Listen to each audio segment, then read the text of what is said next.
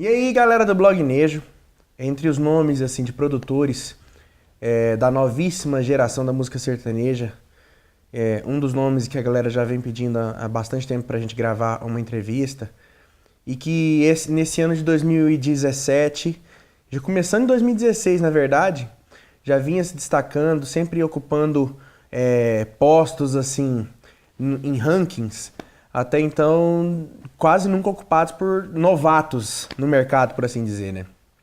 E o cara, num dos primeiros discos que ele produziu em âmbito nacional, já emplacou a música mais tocada do ano nas rádios em 2016, que foi Seu Polícia com Zé Neto e Cristiano. 2017, ele emplacou 2 indicações ao Grammy Latino, um disco com a Simone Simaria, um disco com a Dailara. E isso tem feito o nome dele assim ser cada vez mais comentado, cada vez mais requisitado, cada vez mais elogiado no mercado sertanejo. E produzindo artistas novos que estão ganhando cada vez mais espaço, como as próprias Dailara que a gente citou, e gravando aí grandes nomes, ajudou a elevar o nome de Zé Neto Cristiano para um âmbito também, para um nível nacional. E a gente está aqui hoje para falar com ele sobre essas conquistas recentes, um dos nomes mais promissores do novíssimo mercado de produtores musicais, um dos nomes mais requisitados aqui de Goiânia, Jenner Mello. Fala, Marcão! E aí?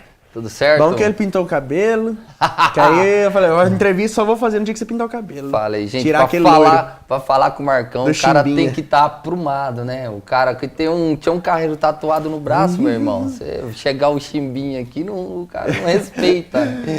Cara, e eu quero agradecer demais você estar recebendo a gente aqui, o Blog Nejo. O Jenner assinando aí a primeira faixa também de um projeto novo que eu tô desenvolvendo. Quem tá acompanhando nas redes sociais sabe aí o projeto Mariana, eu e a Ana Carol. E ele assinando a primeira música, a produção da primeira música.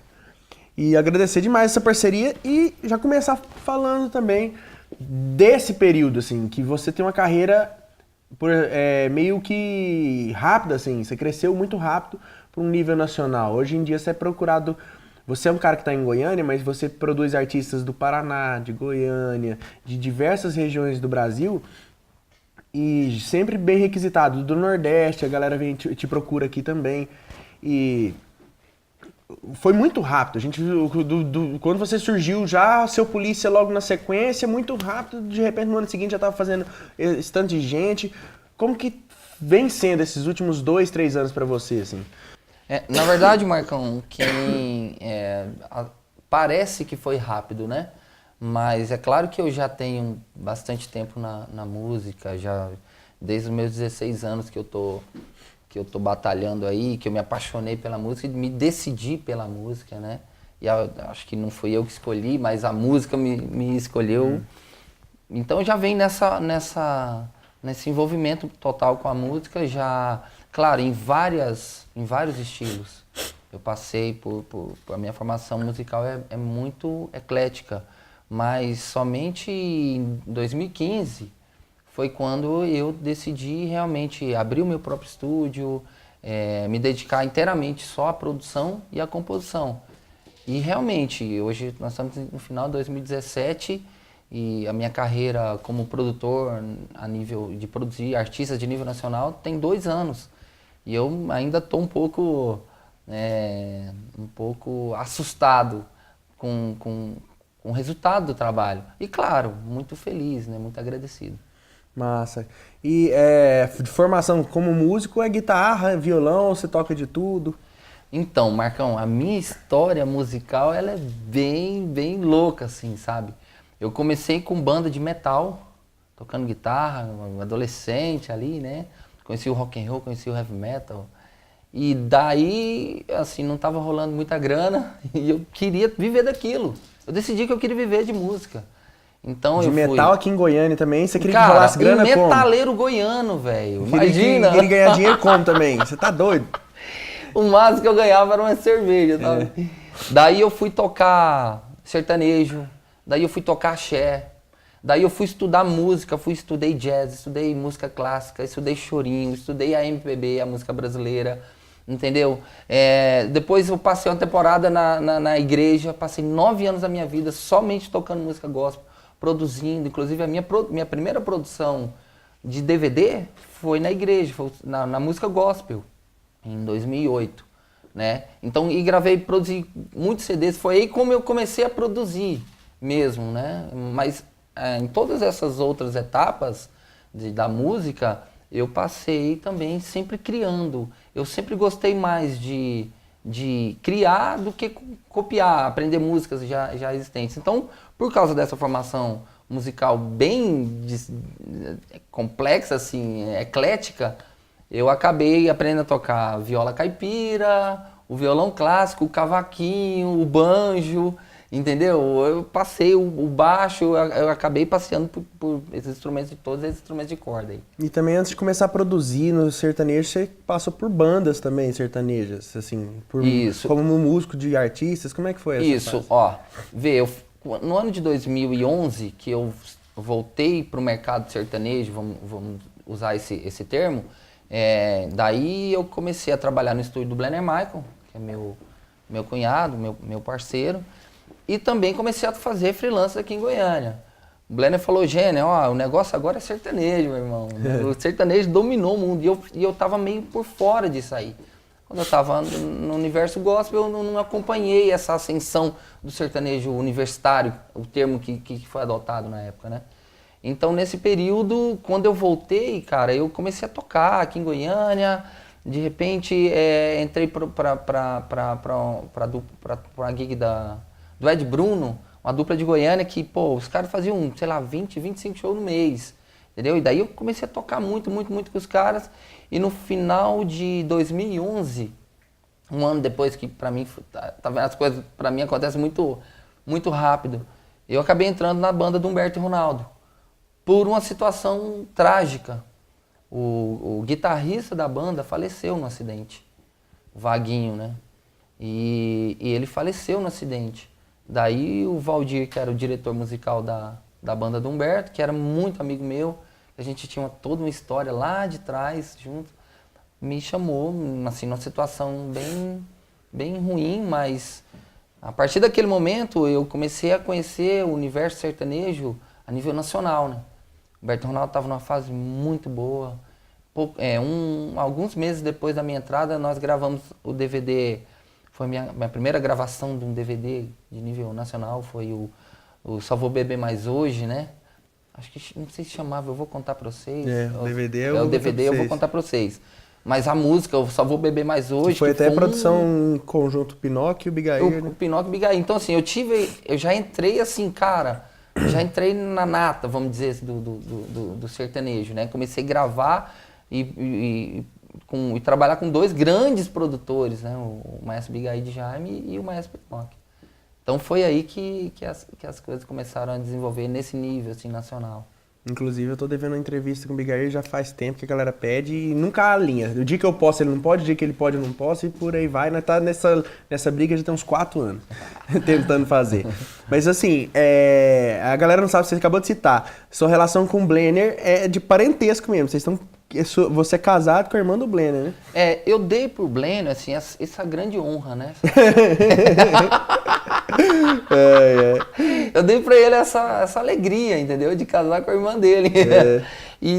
Mas assim, pra quem não sabe, Marcão, eu e o Blenner, nós nos conhecemos, sei lá, eu não vou falar quantos anos porque atrás. Hoje, assim, eu tô querendo falar sobre isso até porque hoje, quem não sabe, acha que vocês são concorrentes diretos, que tá brigando um com o outro o tempo inteiro, peitando um ao outro pelas produções aqui de Goiânia, porque, querendo ou não, são os dois nomes mais, assim, requisitados de Goiânia. Hoje são vocês dois, né?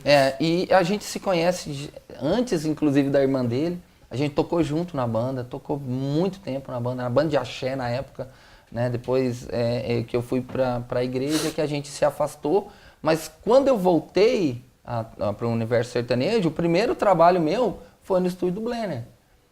Entendeu? Então, assim, depois eu gravei com ele o DVD do Thiago Brava, gravei o CD do Cristiano Araújo, né? Gravei o DVD do Gabriel Diniz. Então, assim, a gente tem uma relação muito próxima de parceria. A gente nunca se viu como concorrentes, a gente tem realmente uma relação de ajuda. Às vezes eu preciso de algo, ele ele estende a mão e se ele precisar de mim, eu tô sempre Mas e também o que pronto acontece pra quando o ajudar. artista procura os dois pra ver quem vai fazer, entre aspas, mais barato, assim, quem vai ter mais condições? Isso eu acho muito normal do mercado, né, Marcão? É normal, o cara vai, me procura, e procura o Blender, e procura um outro produtor. O que que acontece? O artista, a gente sabe que é um mercado muito caro, né, Marcão? É difícil, concorrido, tem que ter um investimento. Então o cara vai procurar um, vai procurar o outro, e quem conseguir fazer para ele a relação custo-benefício de uma boa produção num preço mais acessível, ele vai acabar fechando. Eu vejo isso com muita E naturalidade. nunca teve nenhuma rusguinha por conta disso dentro da família. Por exemplo, vai lá na festa de Natal, aí tá um mais embriagado, você fez aquilo lá, aquela E lá era você me meu. roubou a produção. Nunca teve isso, não. Marcão, assim, não é hipocrisia, não. É verdade, a gente nunca teve esse tipo de problema. Nunca, né? Por exemplo, eu produzi um disco do Humberto e Ronaldo, e depois, no próximo disco, foi o Blender quem produziu. E foi super normal, né? Eu tenho uma relação ótima tanto com o Humberto e Ronaldo e continuo tendo É uma engraçado relação boa assim, com quando ele. você começou a produzir em âmbito nacional, que você começou a ganhar destaque, você tava trabalhando com o Humberto Ronaldo ainda. Exato. Que eu lembro assim, eu acompanhei bem no começo, eu convivia bastante com o Zé Neto e Cristiano, que eles iam em resenhas lá em Uberlândia, na casa do Peninha, a gente até compôs junto, só por curiosidade. Temos músicas juntos, eu e o Zé Neto e Cristiano, com o Thales Lessa, mais uma galera, mais o Humberto, claro. E eu lembro assim, que você começou a produzir para o Zé Neto e Cristiano, que conviviam lá naquele circuito, tinham uma amizade muito forte com o Humberto Ronaldo, mas não produziu com o Humberto Ronaldo, que é com quem você trabalhava. Isso. Ficou e deu certo com o Zé Neto e Cristiano. Então, assim, ficou algum clima nisso, assim, talvez os caras pensassem, do próprio Humberto Ronaldo pensar, pô, a gente não, entre aspas, não deu essa chance pro Jenner que outro artista deu. Ele acabou crescendo e o mérito não foi da gente. Não ficou isso aí, às vezes, não chegaram a comentar com você alguma coisa a respeito disso, nada? Não, Marcão, assim, porque como que aconteceu? Porque o disco que você foi fazer com o Humberto depois, veio depois do Zé Neto e Cristiano, né? Já. Não. Não foi o Canto Baby Chora? Não foi. O que acontece? Olha, a sequência foi assim, em 2012 eu fiz a minha primeira produção sertaneja, que eu assumi a produção inteira, que foi o Zé Neto e Cristiano. Aquele disco O disquinho lá, que tinha 8 participações. Como é que chamava aquela música lá com o Zé Não, tem que Novaes? ter pegada. Tem que ter pegada. Isso, com Novaes. Aquela foi a minha primeira produção. Daí eu comecei a fazer uma série de outras produções, mas a nível regional mesmo. E eu fiz o Canto Baby Choro. Eu dividi a produção do disco com o Pepato, entendeu? Só que depois da produção desse disco, foi que eu decidi sair e montar mesmo o meu estúdio. Aí pouco tempo depois que eu gravei o DVD do Zé Neto. Como é que foi essa fase do Zé Neto e Cristiano, desse DVD? Tipo assim, o que representou? Queria que você explicasse de uma forma bem assim, citando exemplos, se possível. Por exemplo, o antes do Seu Polícia e o pós Seu Polícia. O que diferenciou, assim? Quem passou a te procurar que você nunca imaginaria que te procuraria? O que aconteceu depois que você produziu aquele DVD do Zé Neto e Cristiano?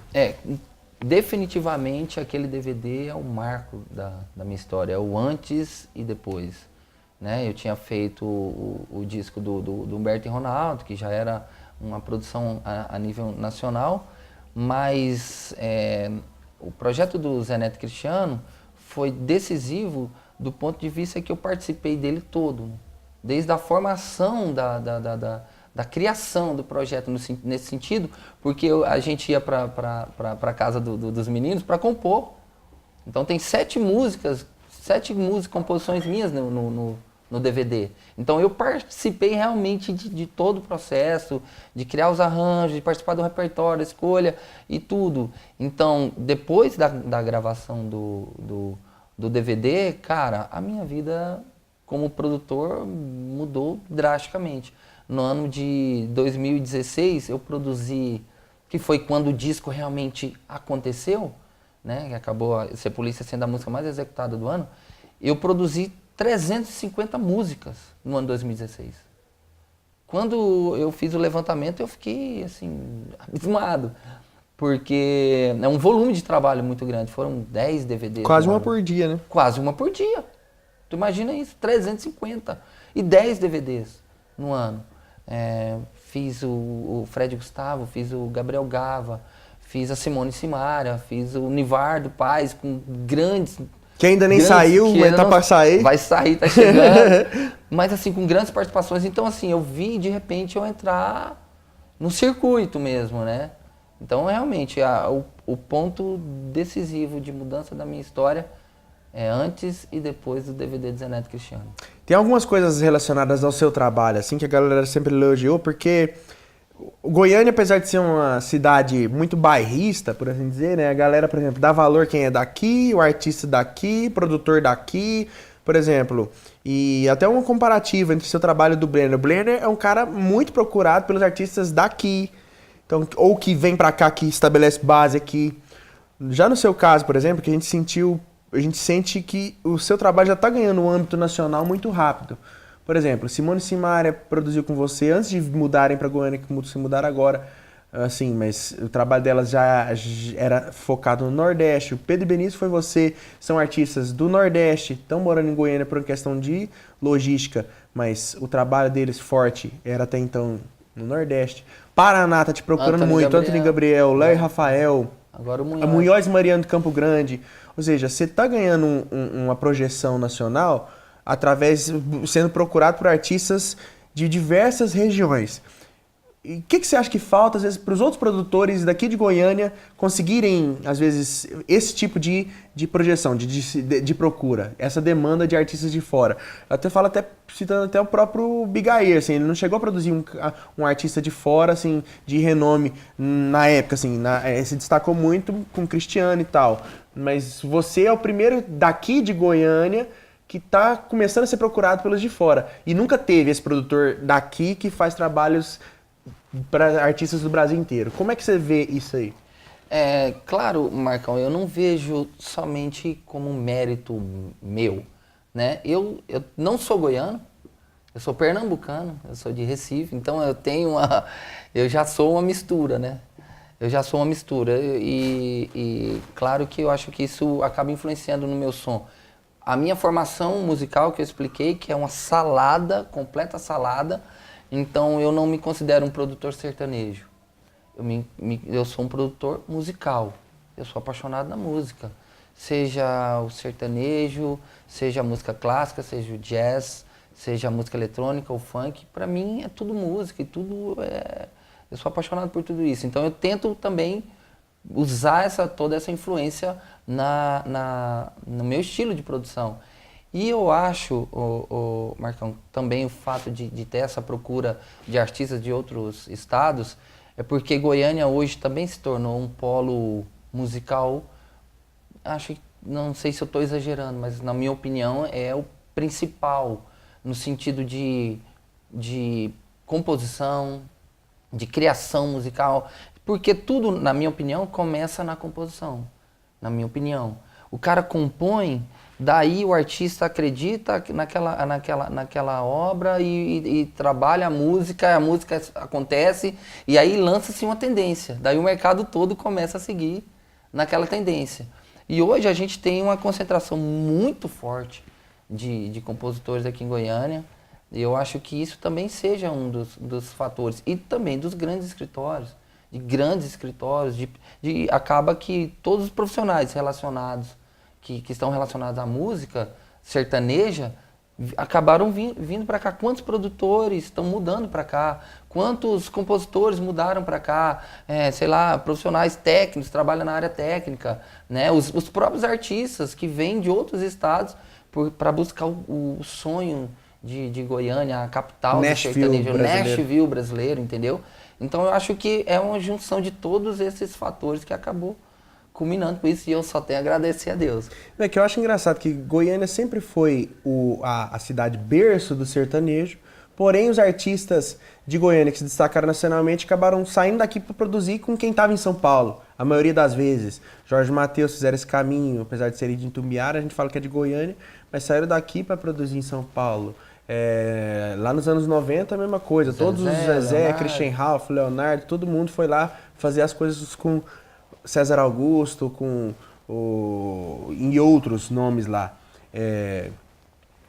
E Goiânia acabou que passou toda a história tendo esse peso de ser o berço da música sertaneja contemporânea, sem ter um produtor que carregasse isso aí. Até hoje, os produtores daqui eu vejo muito, como diz outro, presos aqui em Goiânia, né? Às vezes falta isso de ter esse âmbito nacional.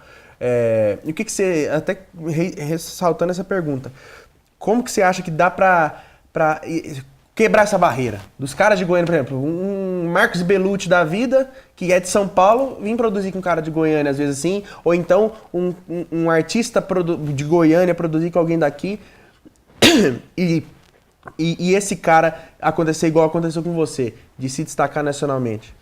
Então, Marcão, o que eu procuro fazer?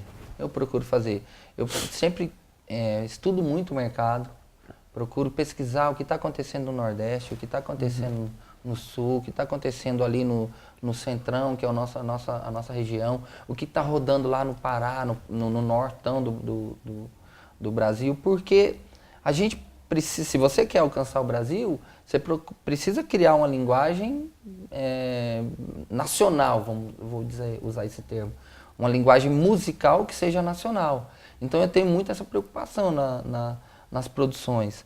Cara, será que isso não está soando goiano demais? Entendeu? Será que esse arranjo não está soando bairrista? Você está entendendo? Porque, de repente, se você começa a querer agradar o empresário, o investidor, ou até mesmo o próprio artista, e deixar de pensar no macro, em quem vai consumir o produto, a tendência é que você vá se limitando, né? Então eu procuro usar um pouco mais e procuro simplificar onde precisa ser simplificado. Também não dá para complicar. Eu acho que na música o menos é mais. Então você tem que usar, pesquisar o mercado, entender o mercado e encontrar uma linguagem que seja acessível, que o nordestino vai entender, que o gaúcho vai entender, porque, Marcão, o nosso país ele é um país de dimensão continental, né?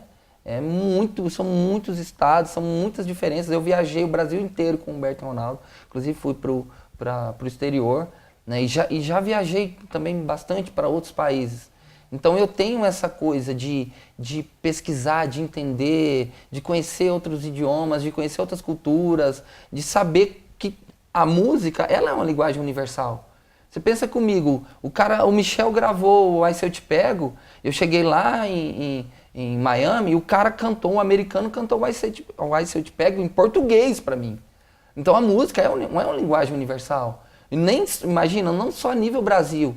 Eu trabalho hoje com o Rivas, produzo Rafael Quadros, o artista do Rivas, e o Rivas me conta na época do João Lucas Marcelo, do Quero Tchu, Quero Tchá, como aquela música, eles fizeram 42 shows internacionais. Então eu acredito que a nossa música, a música brasileira, seja ela sertaneja, seja o pop, seja de que estilo for, ela também é internacional. Porque a música é uma linguagem que une. É uma linguagem que mesmo o cara não entendendo o idioma, mas de alguma forma ele entende aquela mensagem, né? Vamos falar agora sobre 2017, sobre essa coisa que veio, meio que surpreendeu você pelo fato de ser, entre aspas, um novato assim no circuito de grandes produtores e já emplacou numa lista de 5 discos sertanejos da lista do Grammy Latino. 2 levavam a sua assinatura como produtor. Como é que foi isso, esse impacto inicial, e o que você sentiu do mercado com relação ao seu trabalho? O Grammy, muita gente que fala, eu tenho às vezes assim, esse pensamento, será que não é um acordo de gravadoras, um bem bolado, existe realmente uma indicação séria ali, ou realmente é uma coisa, vamos combinar aqui, vamos indicar essas gravadoras entre si, e como é que foi isso? O que representou para você essa indicação ao Grammy por 2 discos, e como que o mercado viu você a partir de então? Bom, Marcão, primeiro foi uma surpresa muito grande, né? Não só porque você está falando, mas eu me sinto assim, eu me sinto um novato no mercado. E me vejo como um aprendiz, sim, que eu tenho muita coisa a aprender, muita coisa a crescer e quero conquistar muita coisa ainda.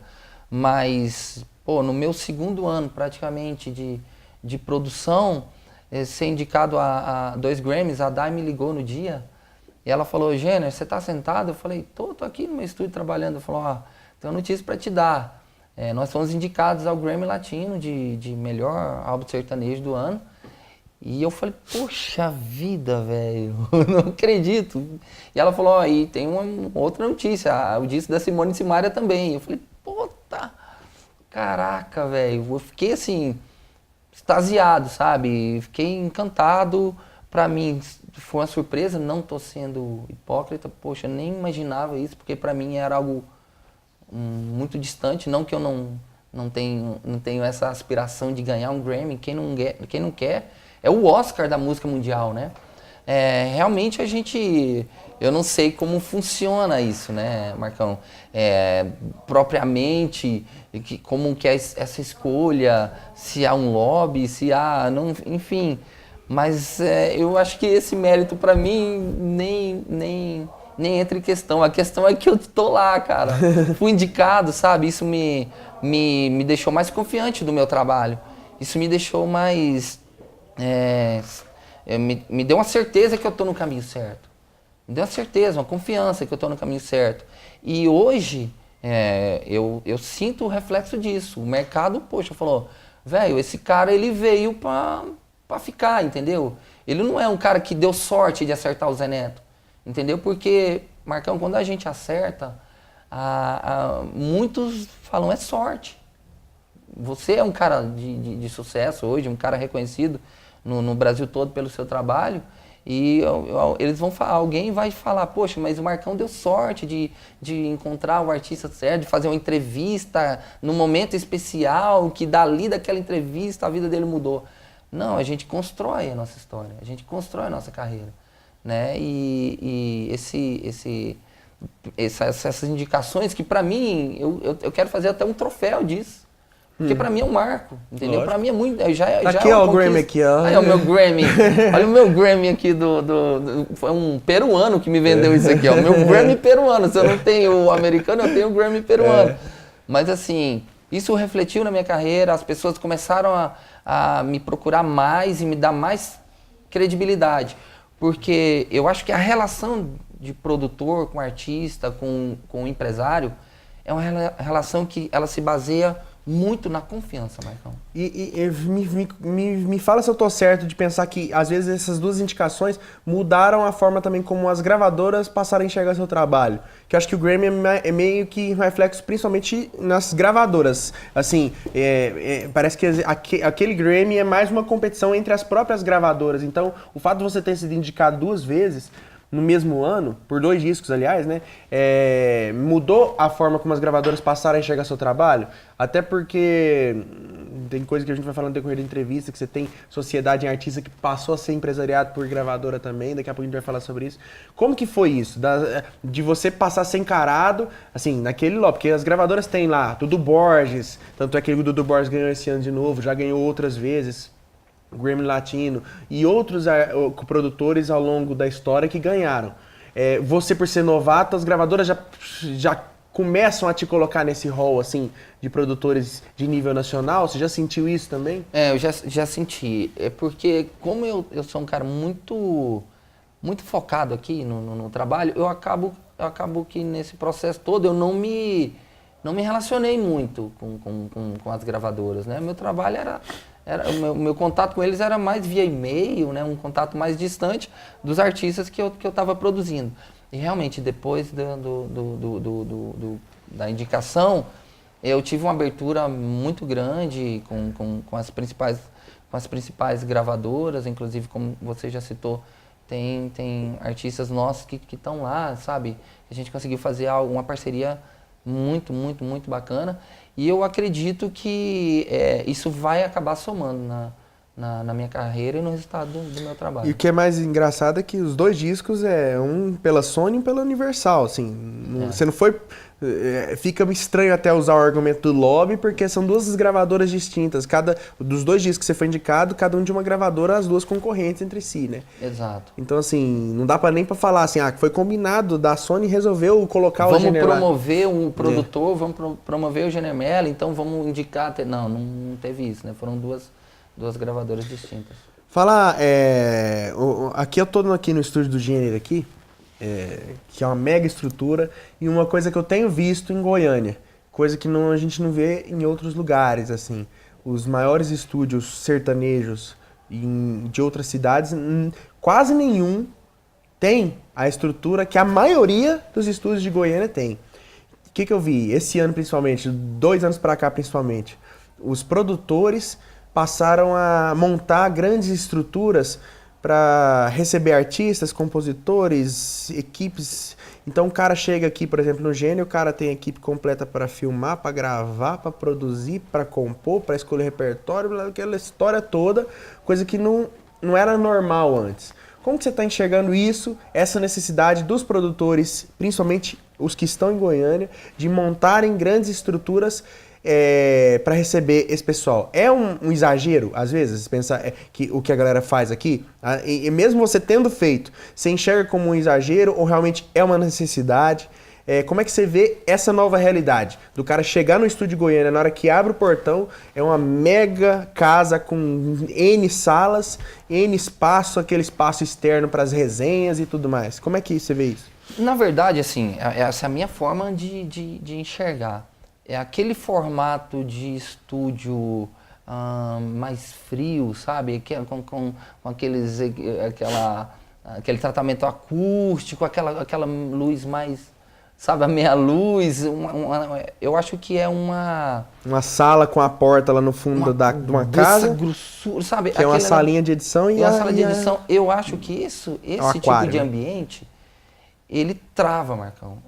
É a minha maneira de enxergar. Porque a gente trabalha com música. Música é emoção, música é inspiração, música é criatividade. Então, basicamente, o que eu queria era um ambiente que, primeiro, seja confortável, seja agradável, seja espaçoso e seja leve e me inspire, entendeu?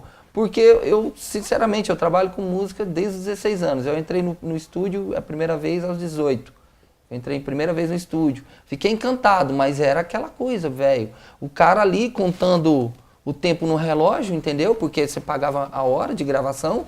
O cara ali contando o tempo no relógio e aquele troço tenso e ser moleque querendo acertar os acordes, o tempo, entendeu? Eu achava assim, o universo da criação muito bacana, mas o formato meio, sabe, pesado, denso. E eu sempre tive esse sonho.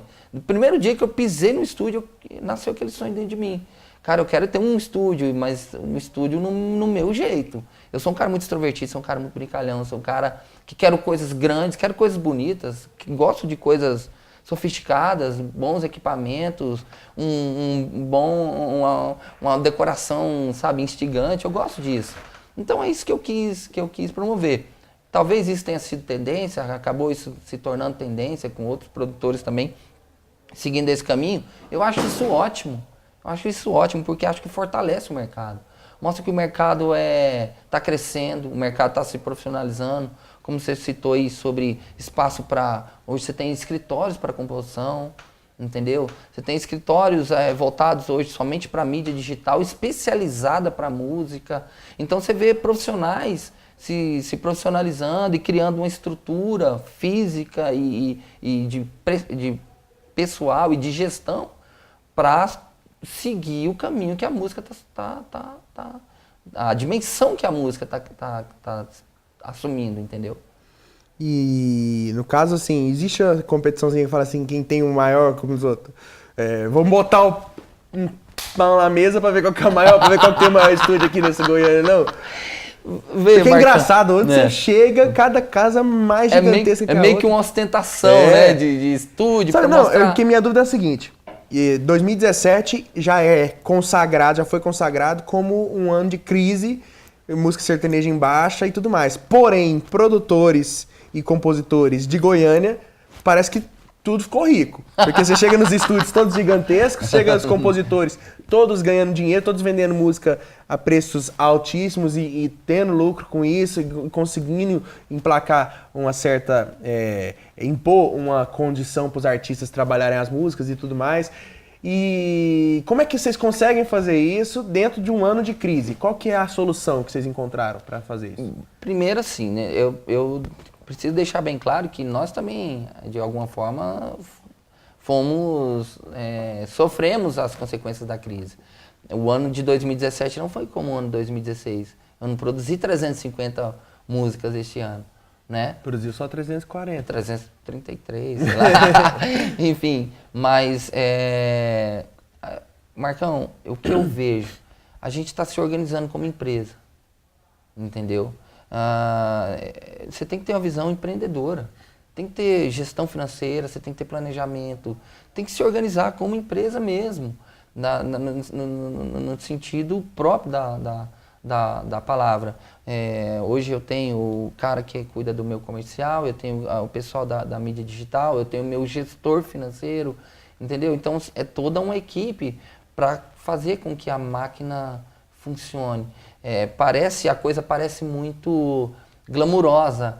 O cara chega com a música especial, você ouve a música, cria um arranjo fantástico e faz a mixagem, a música vai para a rádio, vira um sucesso. Parece tudo muito glamuroso, mas tudo isso envolve custo, tudo isso envolve investimento, tudo isso envolve planejamento, boa gestão, entendeu? Então eu acho que é isso, que a gente tá tentando fazer funcionar.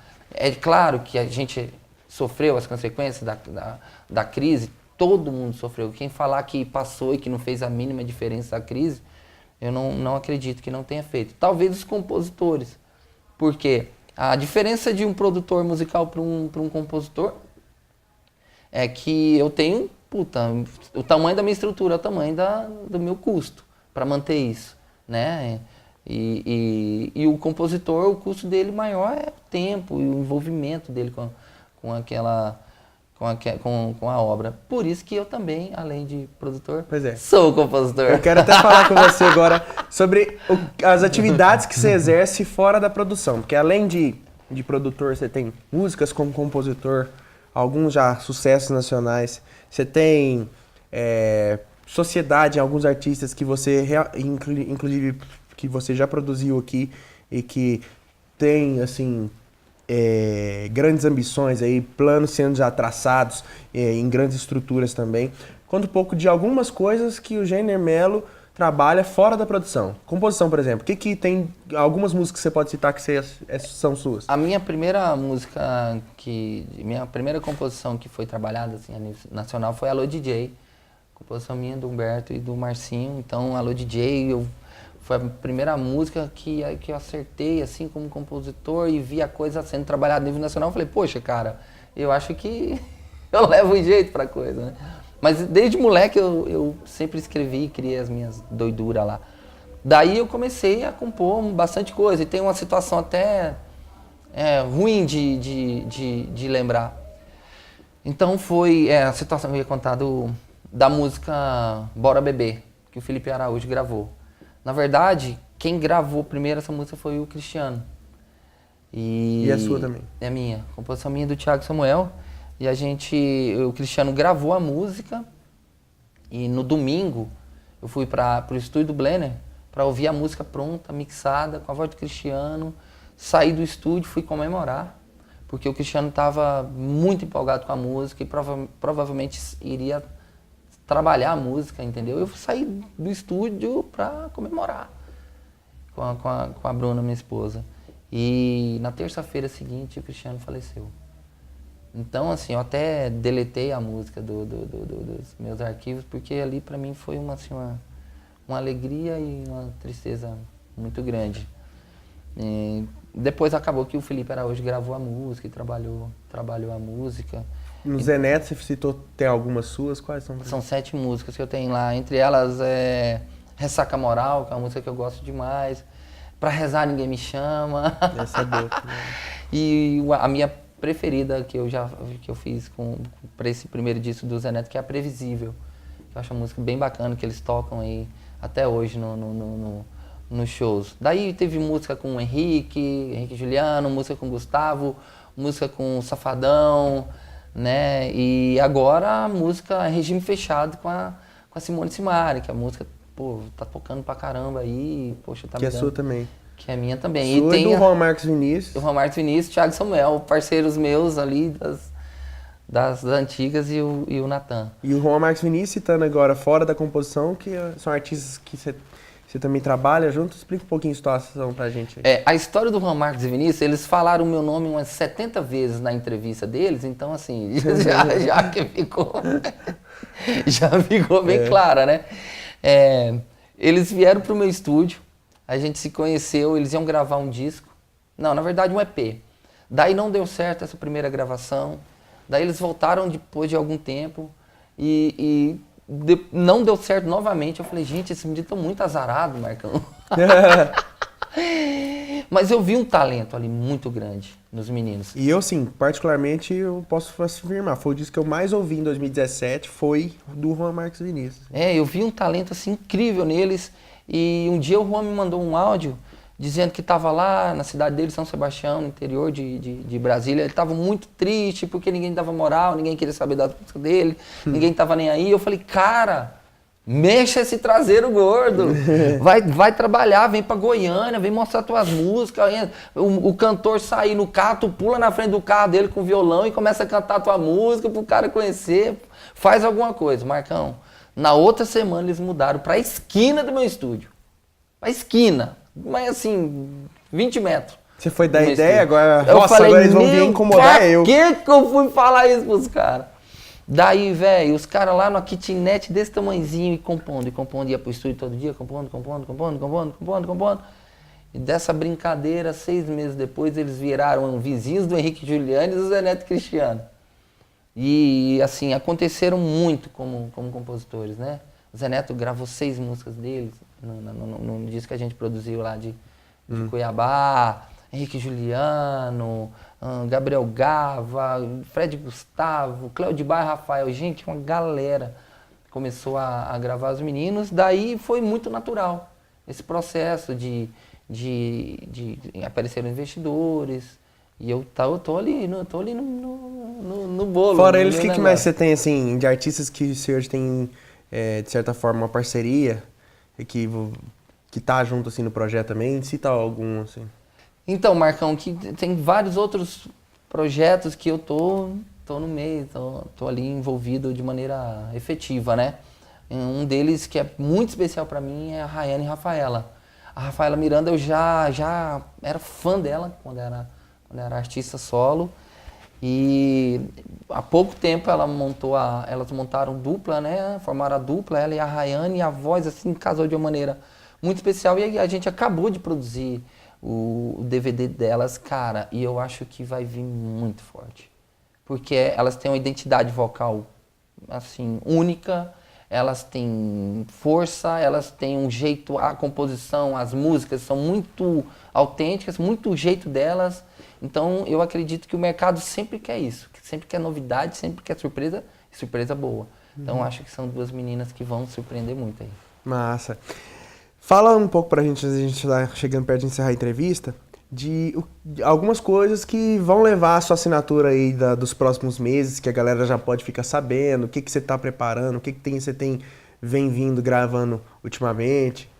Então, tem algumas coisas muito especiais. Além do DVD da Rayane e Rafaela, que tá saindo aí agora, acabou de ser lançado o DVD do Léo e Rafael.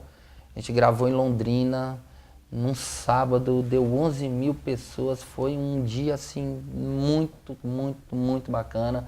O repertório dos caras tá incrível. Eles acabaram de assinar com a Universal também. Então, assim, cara, vai vir de muito, muito forte. Eu acredito muito nesse novo trabalho do Léo e Rafael. A gente tá para lançar um CD da Dailara, um CD novo da Dailara, também bem moderno, bem ousado, bem a cara delas. E quem sabe aí rumo à segunda indicação ao Grammy, se Deus quiser a gente ganhar. São 2 meninas incríveis, né? E para março agora, estou preparando o DVD de 10 anos de carreira do Munhoz e Mariano. Então a gente vai soltar um EP agora e em março a gente faz, provavelmente março, abril, começo do ano, a gente grava o DVD de 10 anos de carreira do Moés Mariano, com um projeto que eu estou muito empolgado, muito alegre, muito feliz de estar fazendo. E outro que também é muito especial é o DVD do Gilberto e Gilmar. Nossa! Caraca, velho, uma duplaça, deixa eu ajudar a escolher o repertório. Marcão, vem pra cá, sabe? O dia que vier gravar, vier fazer as guias, os trem assim, você me chama. Nós vamos fazer. Ali eu sou fã. Aliás, eu já tentei gravar coisa uma vez, só que eu tive que desmarcar. Tava marcado em São Paulo gravar e minha viagem desandou, não deu pra ir. Mas um dos meus sonhos é gravar uma entrevista com o Gilberto Gilmar. Marcão, uma das duplas que eu mais sou fã. É tão engraçado porque assim, como eu passei, como eu te falei, eu passei por tantos universos musicais, a minha formação sertaneja não é, sabe, você fala pra mim, Gênia, canta o modão do fulano, toca o modão de... Eu não acompanhei assim, não tem essa formação sertaneja, aquela raiz mesmo, entendeu? Mas eu sempre ouvi. Porque, pô, desde 5 anos de idade que eu tô em Goiânia, então é impossível tu não tá sendo influenciado pela música raiz sertaneja. Daí eu fui pesquisar as músicas dos caras, velho, os caras têm 1 milhão de sucesso. Uma duplaça, velho, os caras são fodástico. Então assim, quando o projeto veio pra minha mão, eu falei, caraca, isso é uma bênção de Deus, eu tô também super empolgado em produzir esse trabalho. É bom demais. Gente, eu quero agradecer demais esse espaço. Espero que a galera tenha gostado demais. Quero te desejar toda a sorte do mundo, não só pelo profissional que você é, que, assim, não tô puxando saco gratuitamente. Os discos que eu mais tenho ouvido nos últimos 2 anos são sempre, coincidentemente ou não, os que você tem assinado. Eu vou citar alguns exemplos. Felipe Labre, Dailara, Juan Marques Vinícius e alguns outros que você produziu todos e são os discos que eu mais tenho ouvido aí nos últimos anos, que eu mais ouvi nos últimos tempos. E isso aí mostra que o seu trabalho é de bom gosto demais e eu gosto demais, tanto é que eu vim aqui pra gente produzir a primeira música também do novo projeto meu com a Ana Carol, Mariana, que vocês vão conhecer em breve. Quiser deixar alguma consideração pra galera, fica à vontade, e o espaço do Blog Nejo sempre aberto pra você, pela humildade que você tem sempre de receber todo mundo de braços abertos, um cara que tem todo o mundo pela frente ainda pra ser desbravado, e eu desejo toda sorte e sucesso sempre. Marcão, eu quero te agradecer de coração. Eu sou um admirador seu. Acompanho o seu blog praticamente diariamente, não é balela. Eu leio praticamente diariamente o teu blog, acompanho você desde quando eu voltei aí para o mercado, vamos dizer. Entendeu? E sei que hoje você é um cara formador de opinião, um cara de uma conduta assim, excepcional. E eu tinha um sonho de estar aqui sentado, marcando o Blog Nejo. Então, assim, hoje para mim também é uma realização de um sonho. Isso tudo é muito, muito novo e muito bacana para mim. Então, me sinto muito agradecido. Porque ninguém chega em lugar nenhum sozinho. Ninguém chega a lugar nenhum sozinho. Em primeiro lugar, a gente tem a ajuda de Deus, que Ele sempre me acompanha, me orienta, me guia. E em segundo, Ele coloca pessoas especiais, anjos que Ele coloca no nosso caminho. E eu queria te agradecer e confiar o teu projeto Mariana, que é um projeto muito especial, na minha mão, que a gente vai fazer algo muito bacana. Amém. E tamo junto, Blog Nejo é sucesso. Isso aí, Gêner Melo aqui no Blog Nejo, sucesso sempre, você merece. Valeu! Valeu demais, até mais, gente.